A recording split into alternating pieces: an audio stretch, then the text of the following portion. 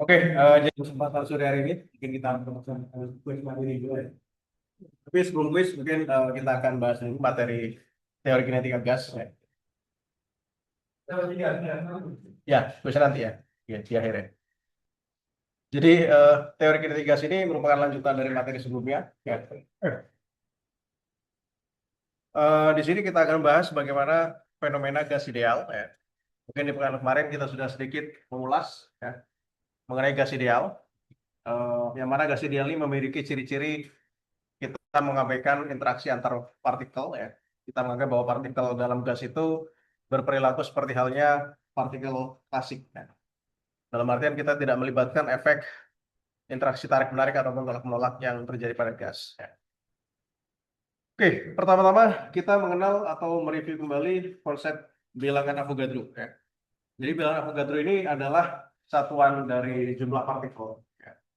Jadi kalau misalkan kita punya sejumlah partikel, kita ingat bahwa jumlah partikel itu adalah bisa dinyatakan dalam satuan mol ya.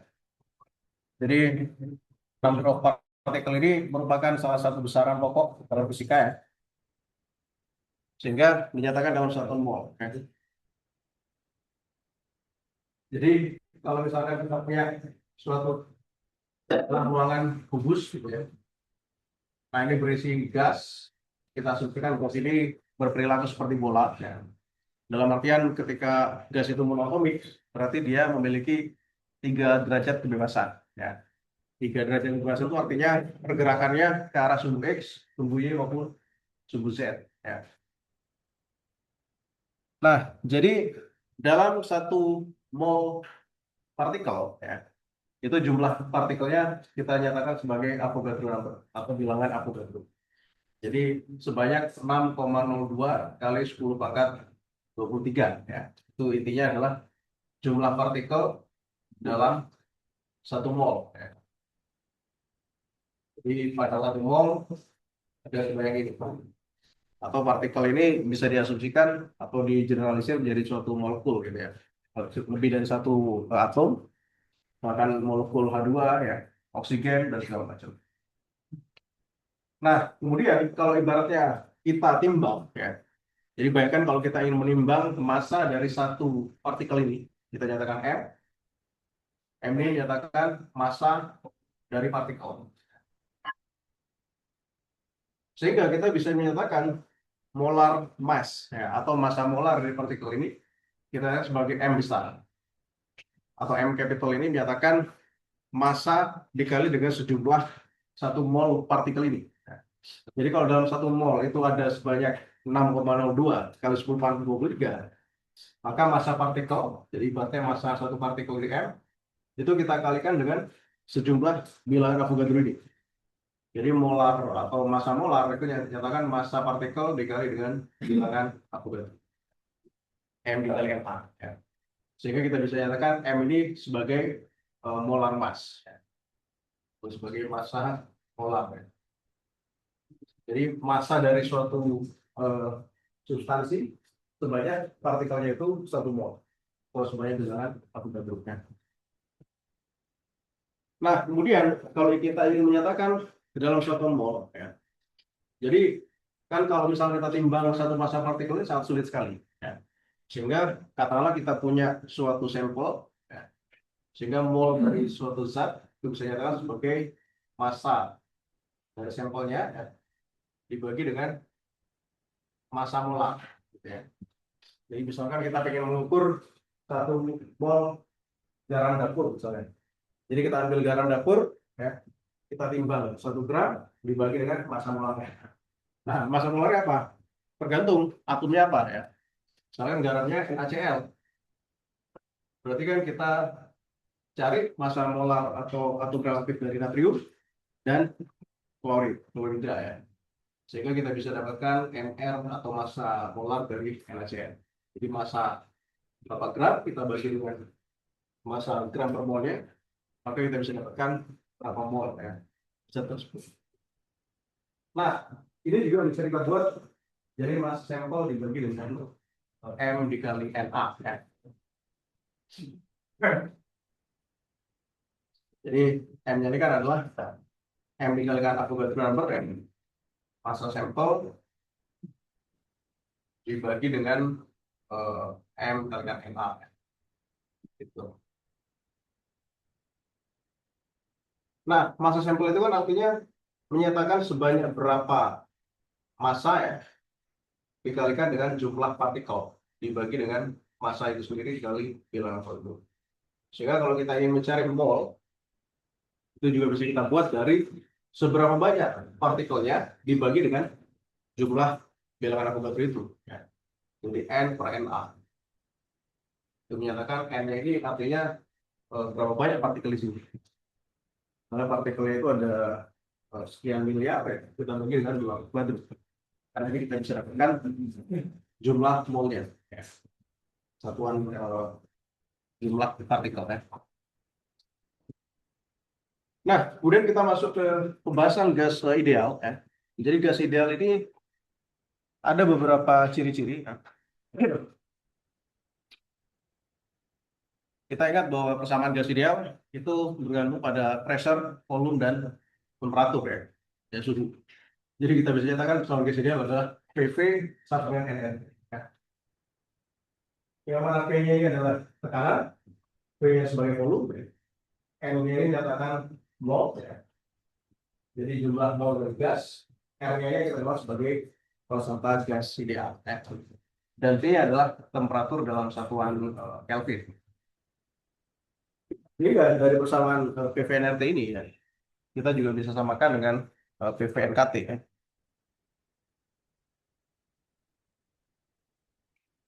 Jadi PVNRT maupun PVNKT ini adalah rumusan yang setara ya.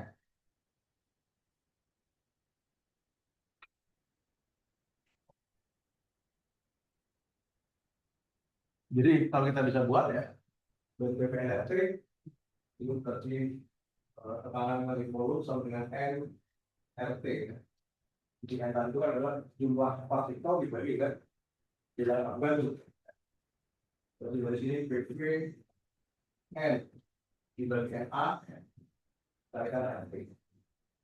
Nah kalau kita bagi persentase ini dengan bilangan ya dulu. N kalikan R kalikan A dan jawabannya adalah dengan N besar itu tadi dinyatakan berapa jumlah partikelnya. Sedangkan K ini yang dinyatakan sebagai persentase atmosfer atau word konstan. Jadi kalau yang ini adalah persentase ideal ya. Nilainya adalah kita 8,314 itu per mol Kelvin, 8,31 joule per mol Kelvin, gitu ya. Sedangkan untuk K itu disebut sebagai 6%. Ya. Jadi kalau tanpa persen itu 1,78 kali 10 pangkat 10,3. Jawabannya adalah joule per Kelvin. Oke.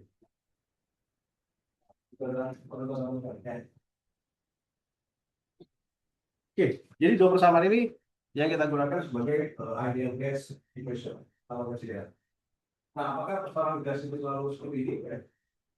Tentunya tidak. Nanti akan ada macam-macam. Ketika kita mempelajari lebih detail, ada istilahnya merupakan teori on the wall sudah. Tetapi persamaan gasnya beda. Jadi ini yang kita asumsikan adalah gas ideal dalam penelitian.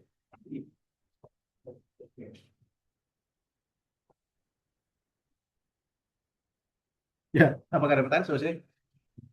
Ya.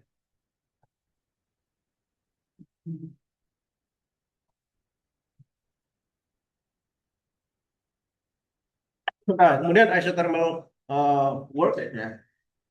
Di pekan lalu kita juga sudah pernah menurunkan bagaimana mendapatkan usaha dari proses isothermal ini. Ya. Jadi kita dapatkan W sama dengan nRT ln P. Ya. Jadi karena di sini ada proses isothermal, penting juga adalah mengingat bagaimana tipikal kurva dari proses isothermal ini. Ya. Jadi kalau kita ingat ya,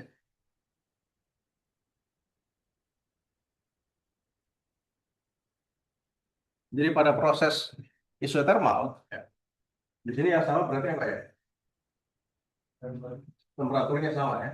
Jadi pressure, volume, jadi temperaturnya tidak berubah meskipun pressure dan volume berubah. Dan bisa buat, misalkan di sini adalah initial volume dan final volume. P initial, P final. Jadi ini P final, P initial ya.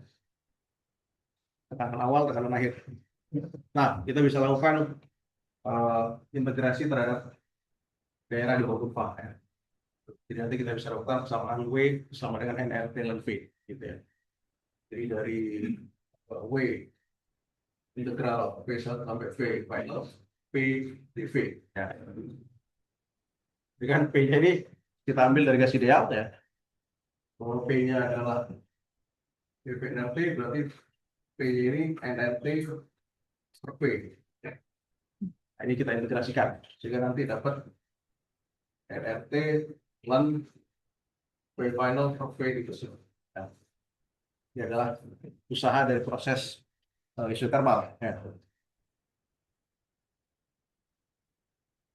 Nah, jadi proses thermal ini karena suhunya sama ya, tapi dia juga kalau kita lihat pada variasi suhu.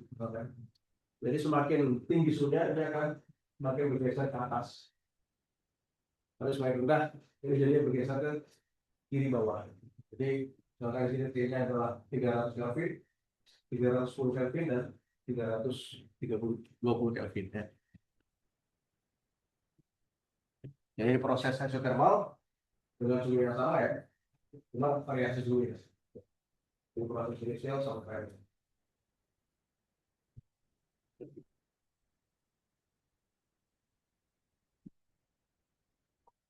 oke. Nah, ya.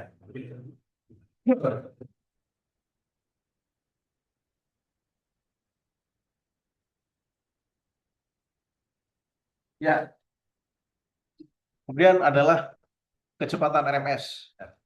Jadi RMS speed ini bisa kita turunkan dari proses tekanan ya.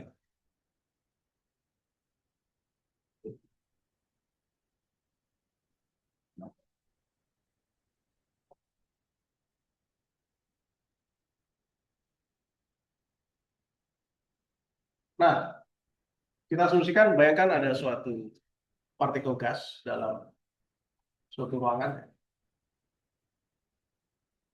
Jadi kalau kita buat di sini adalah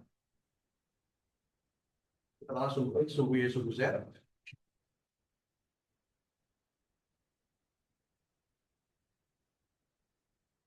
Nah, kemudian partikel gas ini punya kecepatan tertentu ya. Kalau V yang sana, massa M ya. Berarti kan partikel ini punya 3 komponen kecepatan, yaitu kecepatan suhu X, suhu Y, dan suhu Z. Ya. Jadi kalau kita gantikan, sini ada Vx, ada VZ gitu ya, dan VY. Sementara V adalah vektor, jadi VXI plus VJ gitu ya, plus VZ. Jadi punya 3 komponen ya. Nah, sekarang kita coba fokus dulu.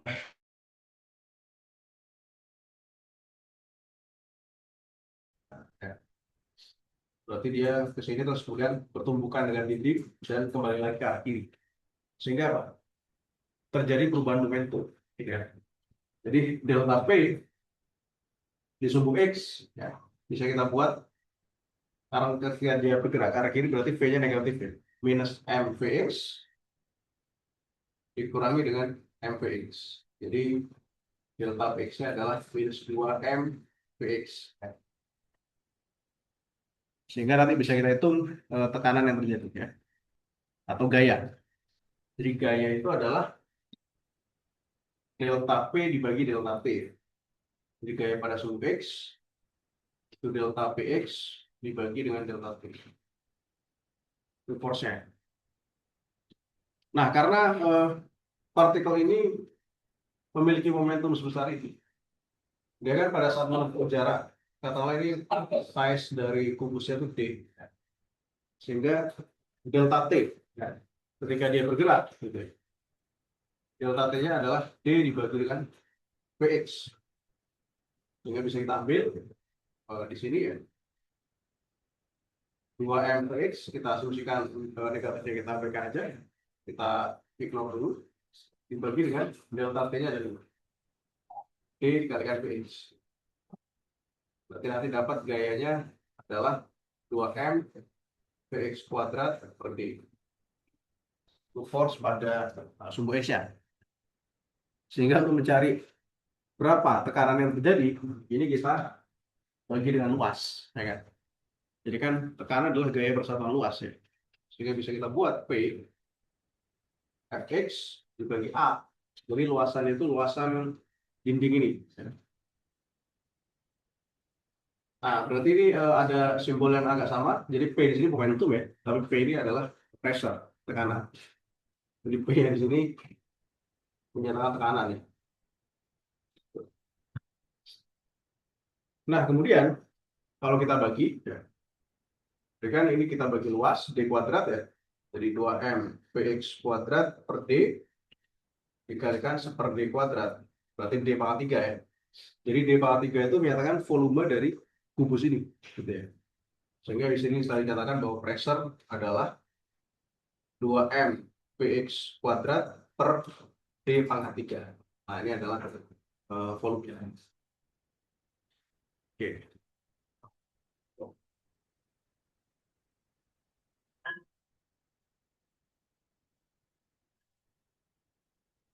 Nah, tapi di sini jaraknya itu kan dia bolak-balik ya. Berarti di sini 2D. Ya. Sehingga di sini dibagi 2 juga. Sehingga dibagi 2, 2 hilang. 2MVX kuadrat per P. Nah, P ini adalah volume. Volume.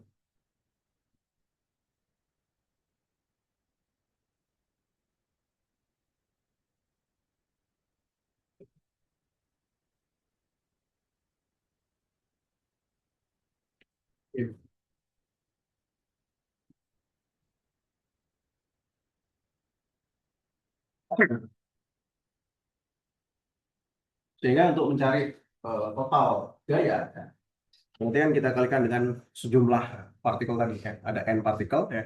Berarti N dikalikan MVX kuadrat per D. Jadi tekanan total ya.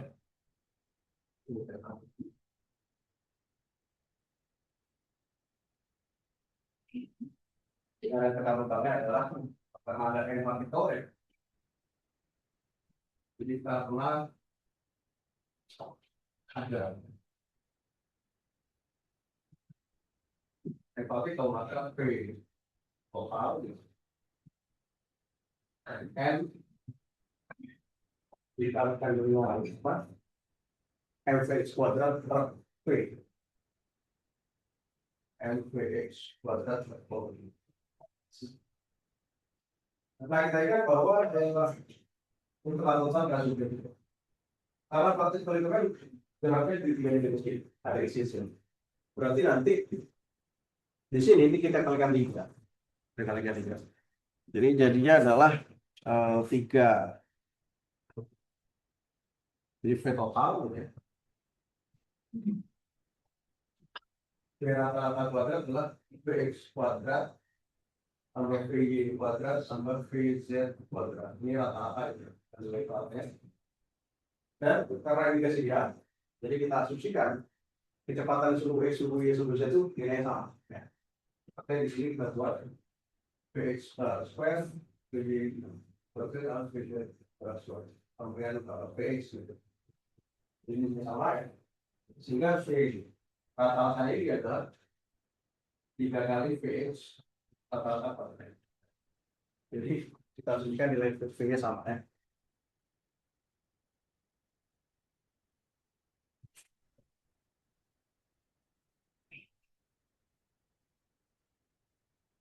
Sehingga tekanannya ya, itu jadinya adalah kita bagi 3 ya. Vx kuadrat adalah sepertiga dari V rata-rata kuadrat. Jadi kalau kita substitusi di sini Pak, V totalnya M kalikan M di volume, nah ini kalikan V rata-rata kuadrat. Sepertiga LM V rata-rata kuadrat per 3 M.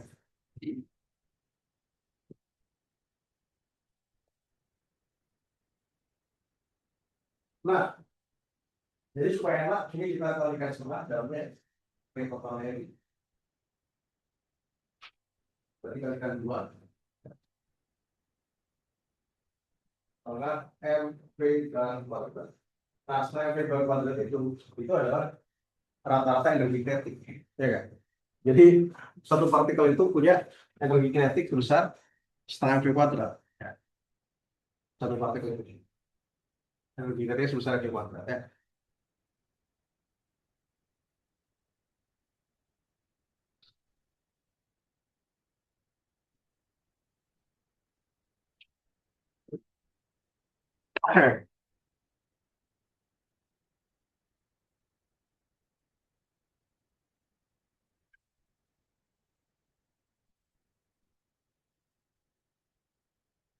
Atau dari sini saja, nanti ini sudah bisa berubah, kan dia total. Tadi bahwa N dibagi J ya, kita N adalah N bagi N. Kemudian N total gitu ya. Kalau kemudian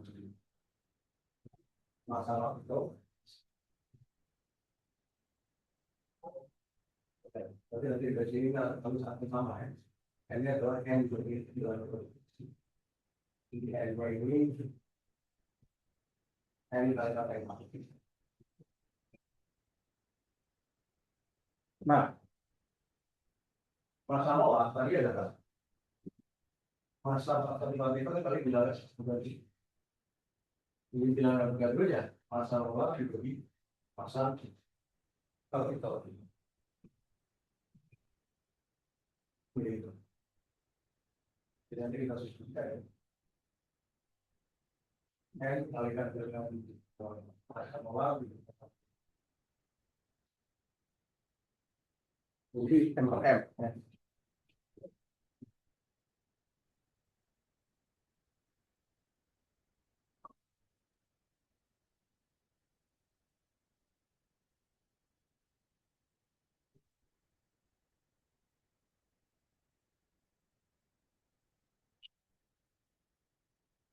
Ya, sehingga nanti P ini akan sama dengan PRMF.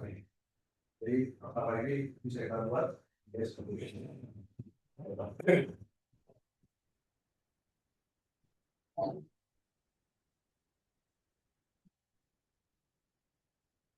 Oke, apa ada pertanyaan sampai sini?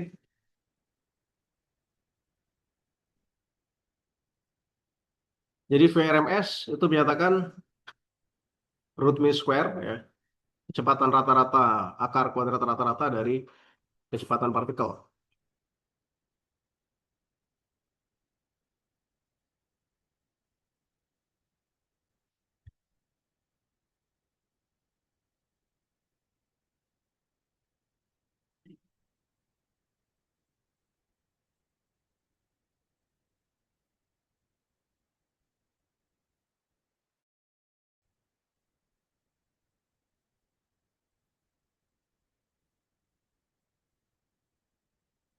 Oke.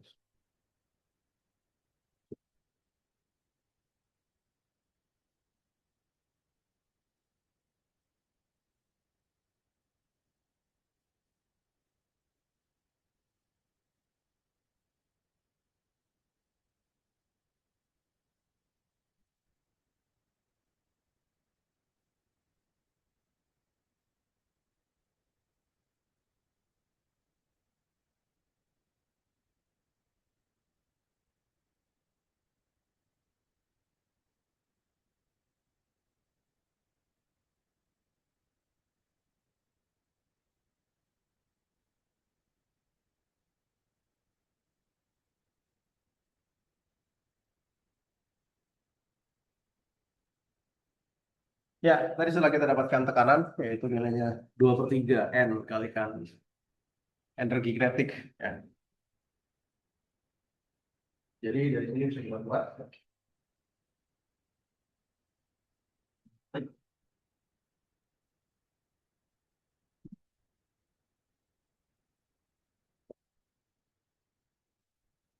Nah, berdasarkan persamaan tadi ya, bahwa P, ya, 2/3 dikali dengan N per P, itu sama dengan setengah MV rata-rata kuadrat. Ya. Sementara itu dalam persamaan garis ideal, kita punya bahwa PV itu NKT. Ya. Sehingga ini bisa kita samakan. Ya.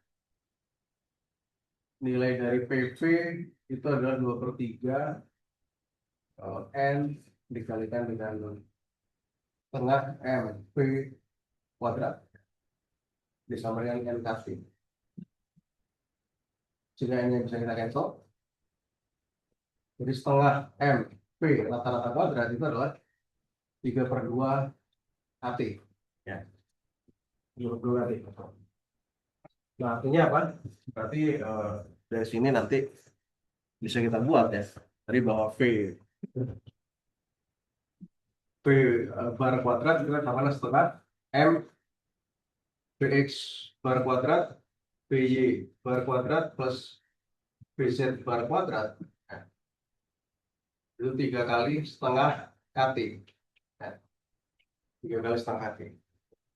Artinya satu komponen dari satu derajat kebebasan ini, kami misalkan setengah mv kuadrat, Vx bar kuadrat, itu setara dengan setengah KT. Ya.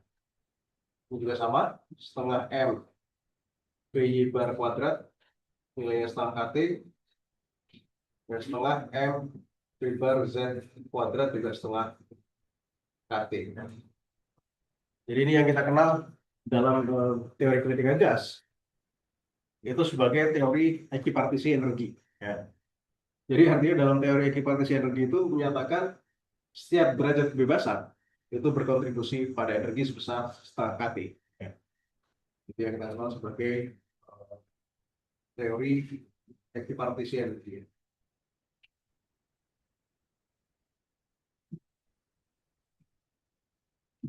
Jadi berdasarkan teori ekipartisi energi tadi, setiap degree of freedom, setiap derajat kebebasan punya kontribusi sebesar setengah KT.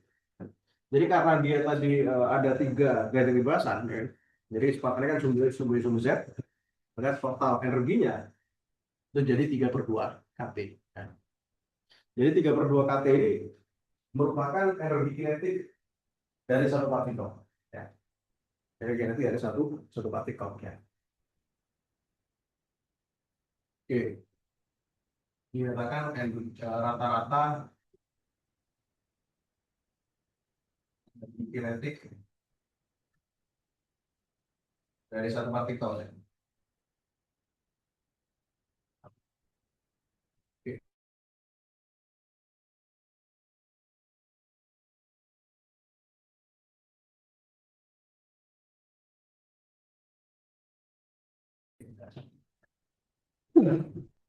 Sehingga bisa kita buat 3/2 KT ya, atau 3/2 RT per M.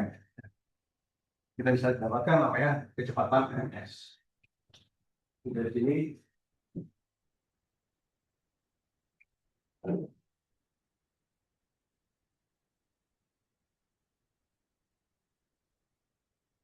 tengah MP rata-rata kuadrat adalah 3/2 KT. Jadi V rata-rata kuadrat 3 KT per M.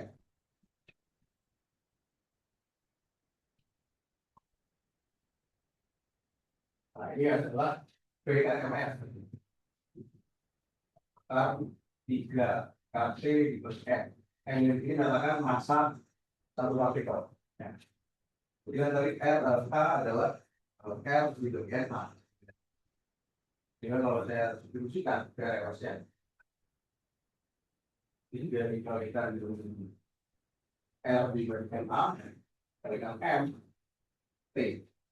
Nah, massa satu partikel kali jumlah Avogadro dalam dua itu sudah kenal sebagai massa molar. Berarti jadinya ke reaksinya ini sama dengan 3 RT per M. Ya, M besar itu adalah massa molar. Di massa molar dari gasnya. Tapi kalau M kecil, dia ada massa dari satu partikel gas. Satu molekul. Ya, misalnya kalau oksigen berarti ya itu nomornya berapa ya?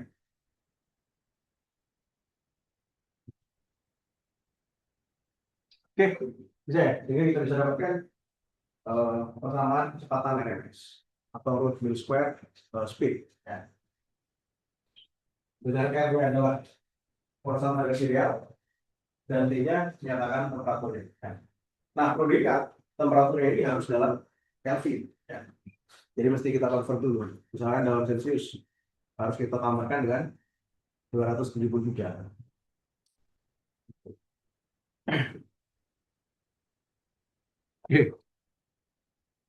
Ya, gitu ya untuk kecepatan RMS. Ya, apakah ada pertanyaan sampai sini? Bisa ya, untuk kecepatan RMS ya. Ya, berikut ini adalah contoh dari data kecepatan RMS dari beberapa macam gas. Dan di sini ada gas hidrogen, A2, kemudian ada helium, ada gas air yang terkorporasi menjadi uap, ya. Nitrogen, oksigen, karbon dioksida, karbon dioksida dan sulfur dioksida. Ya. Artinya apa? Kita bisa lihat dari data molar masing PRMS-nya seperti itu. Jadi bahwa kecepatan RMS itu kan berbanding terbalik dengan molar massa molarnya. Artinya semakin besar massa molarnya, kecepatan RMS-nya akan semakin kecil.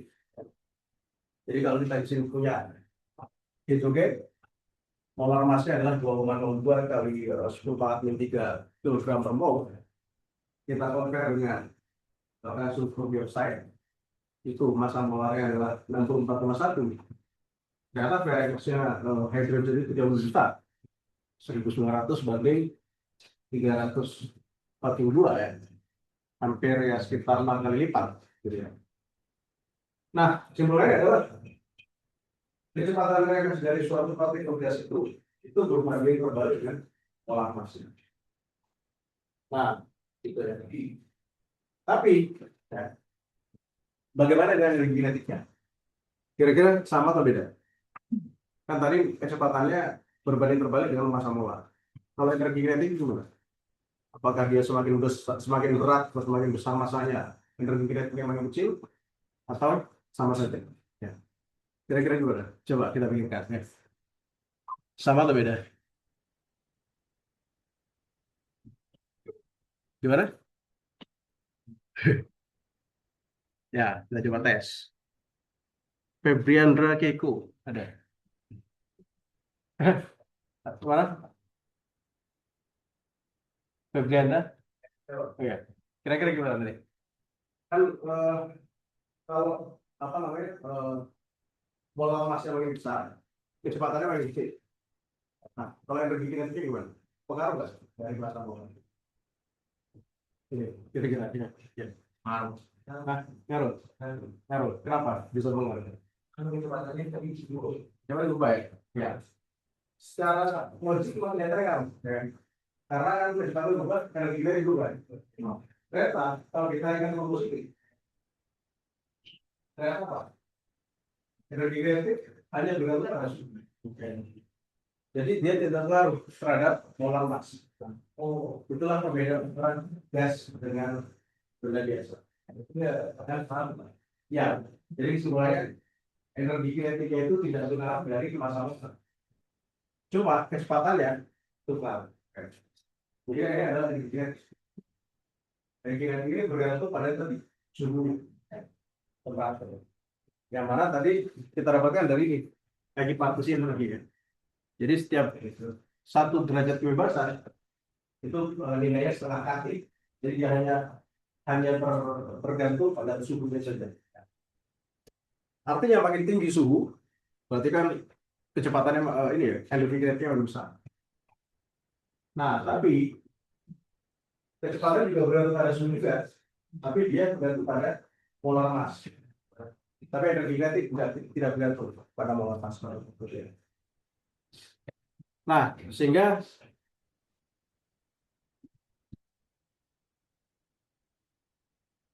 kita bisa lihat dari contoh soal ini. Misalnya ada suatu campuran gas, gitu ya, terdiri dari tipe molekul 1, 2, 3, gitu ya, dengan masanya M1 lebih dari M2 lebih dari M3. Nah, ternyata berdasarkan 3 tipe massa gas tadi, average energi kinetiknya sama. Jadi dia setara. Jadi tadi energi kinetik tidak bergantung pada molar mass.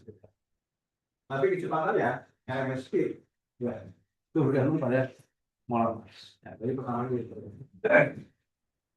Ini adalah RMS speed, kecepatan RMS, ini adalah energi kinetik. Jadi ya.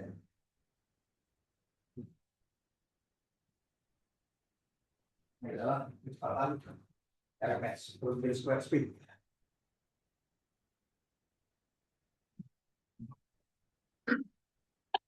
Ya, gitu ya.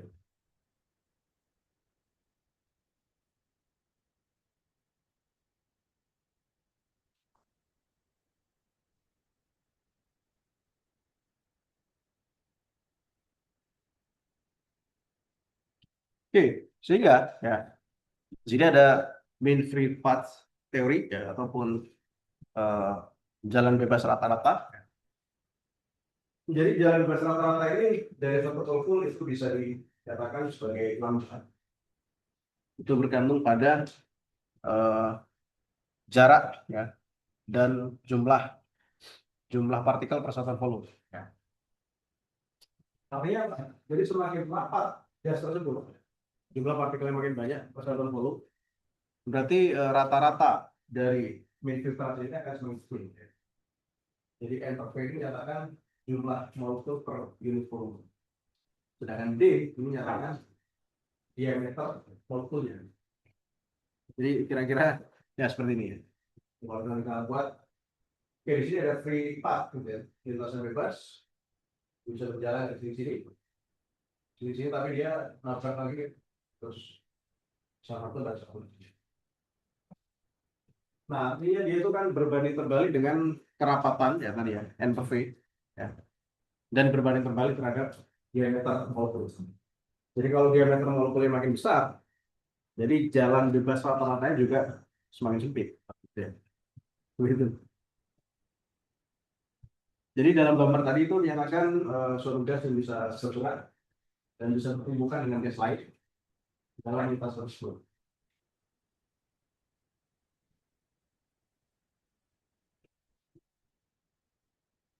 Nah, kemudian bagaimana dengan distribusi kecepatannya? Ya.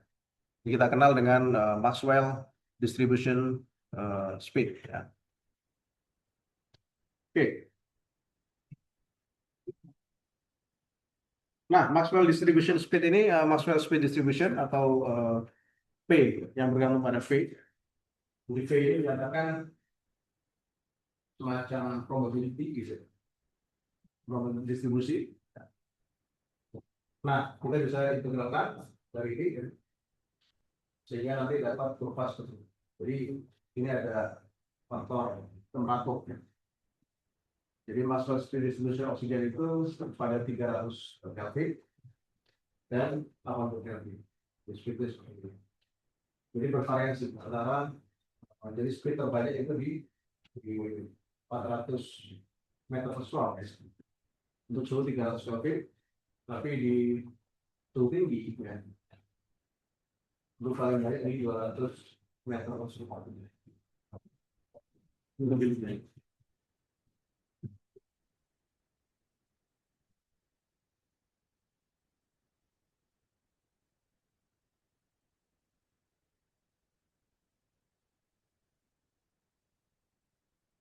Oke, ini rata-rata 8 RT per PM ya. Sementara ini most probable speed dan kecepatan RMS ya. Nah,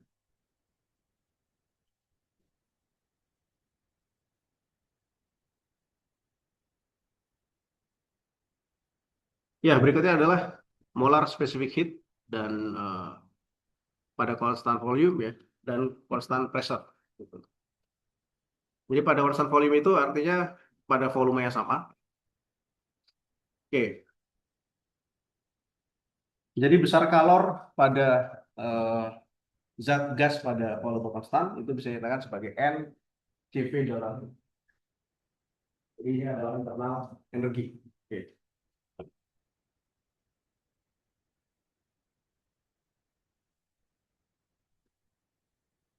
Ya, masih ingat ya hukum termodinamika satu. Ya. Jadi berdasarkan hukum termodinamika satu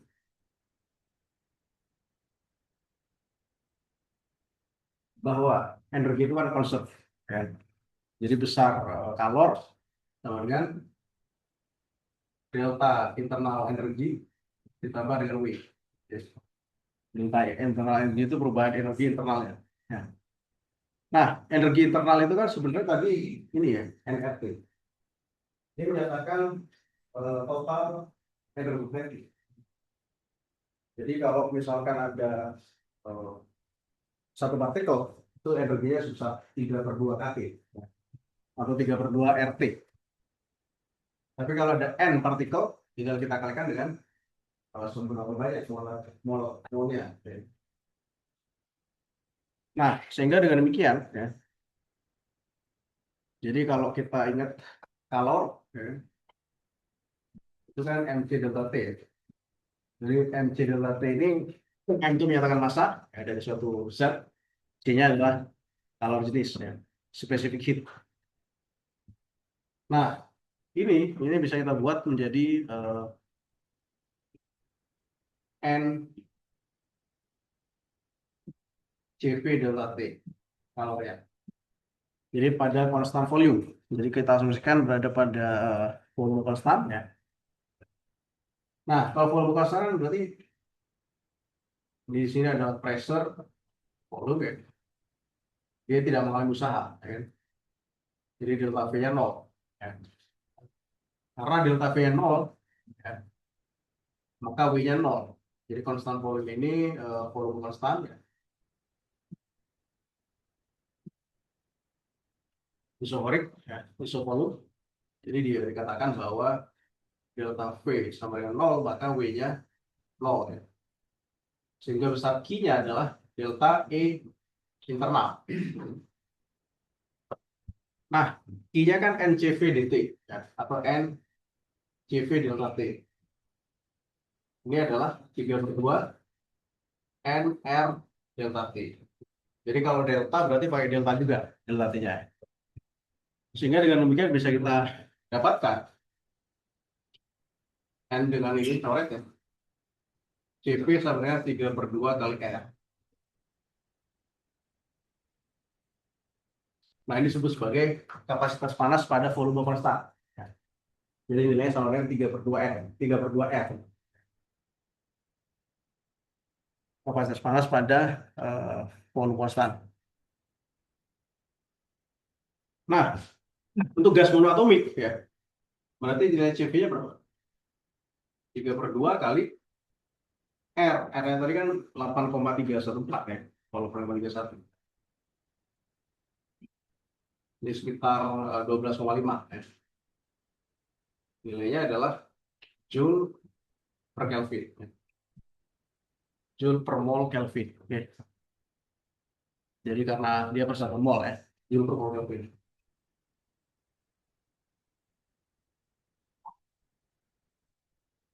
Nah, ini adalah kapasitas panas pada volume konstan ya.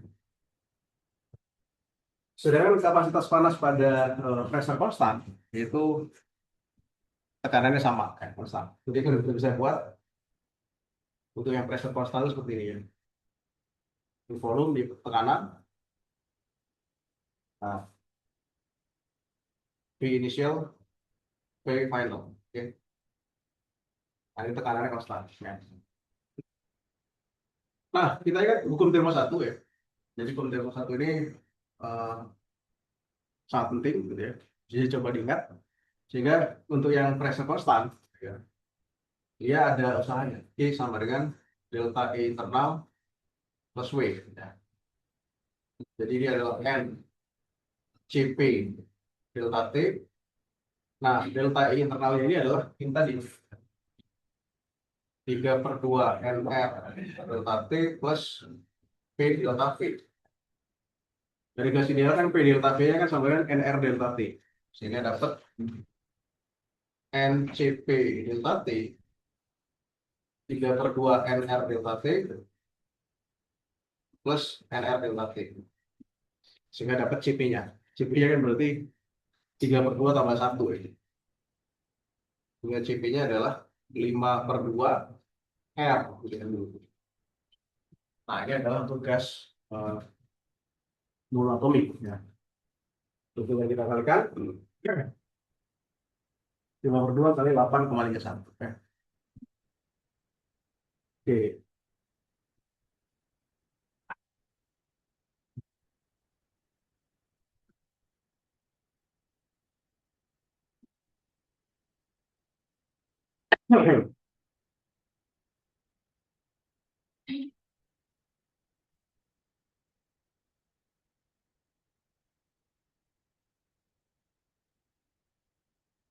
Ya, udah melihat kan sih. Jadi ini untuk gas monoatomik ya. Gas monoatomik.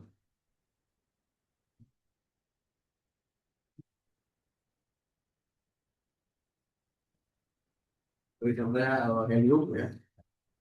Jadi hanya bergerak secara translasi. Nah, tapi kalau gas diatomik itu dia juga bergerak secara rotasi.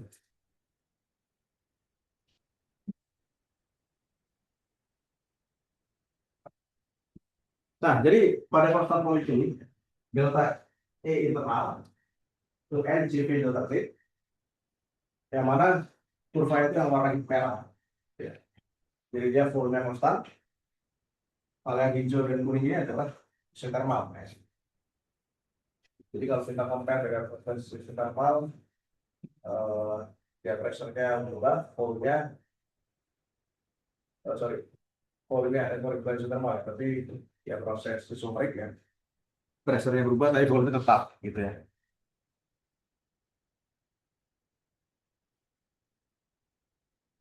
Oke.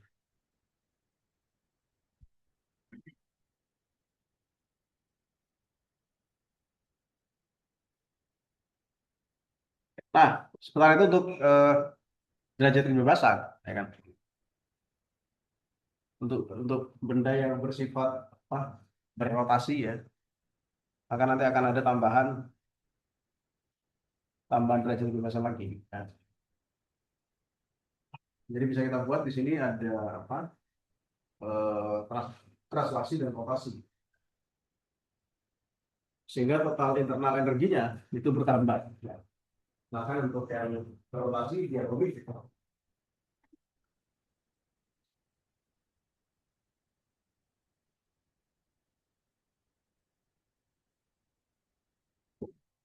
Nah, tempat energi atomik bisa kita asumsikan dengan kondisi Z,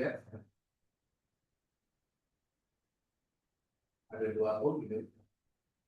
Jadi dia sekitar bertranslasi PCZ dan rotasi. tadi tadi.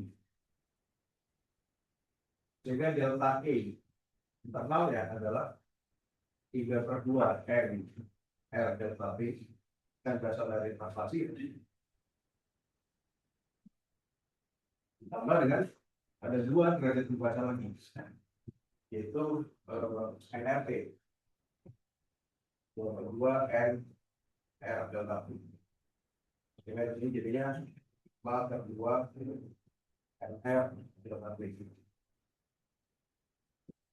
Sehingga di sini nanti bisa dapatkan CV-nya 5/2 R dan CP-nya 7/2 R. Nah, tentang oksigen ya, itu merupakan gas diatomik. Oke.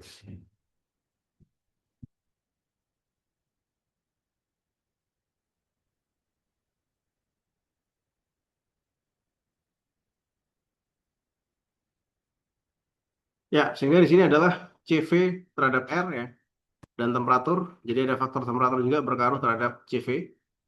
Jadi pada temperatur rendah di sini cenderung bertranslasi. Temperatur lebih tinggi sekitar 1000 sampai 2000 ya. Atau di sini 3000, 3500 itu berrotasi dan di atas itu bisa berosilasi. Ini ada faktor getaran ya. Contoh di sini adalah gas yang poliatomik C4. Jadi karbon, hidrogen ini termasuk poliatomik. Ya.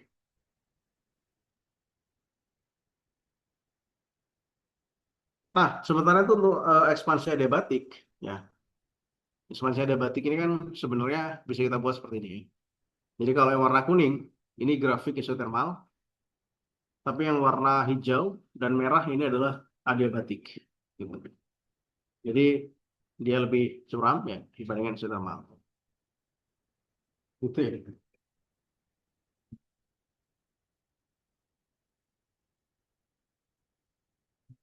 Ya, apakah ada pertanyaan terkait ini? Jadi untuk proses adiabatik ini kita bisa buat PP paragrama sama invertan ya.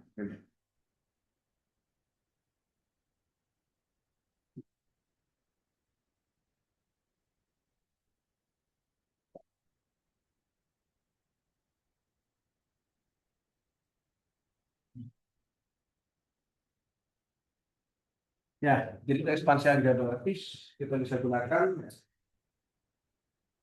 PV paragrama adalah persan.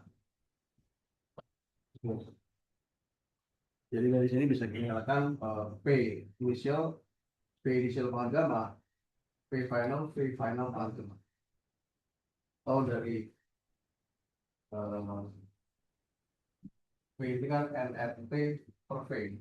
Gitu. Jadi kita bisa buat di sini NRT initial per V initial dan dari NRT final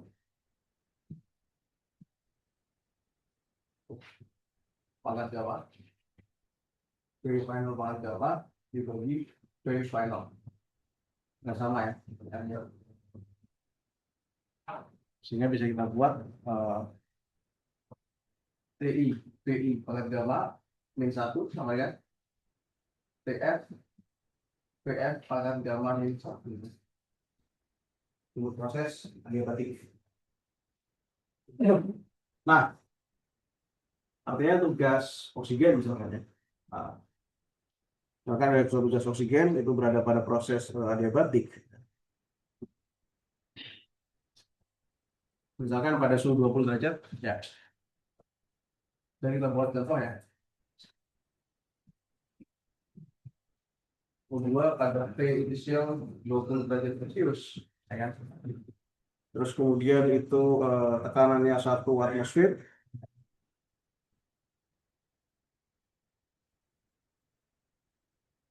T inisialnya adalah 800 cm kubik ya. Di finalnya adalah 60 cm kubik. Ya. Nah, karena dia merupakan gas diatomi, ya kan? Berarti kan bisa kita buat gambarnya CV per CV. Jadi 7 per 2, jatuhnya 5 per 2. Jadi 7 per 5, 1,4 ya. Jadi bisa kita input 1,4 sudah di gambar.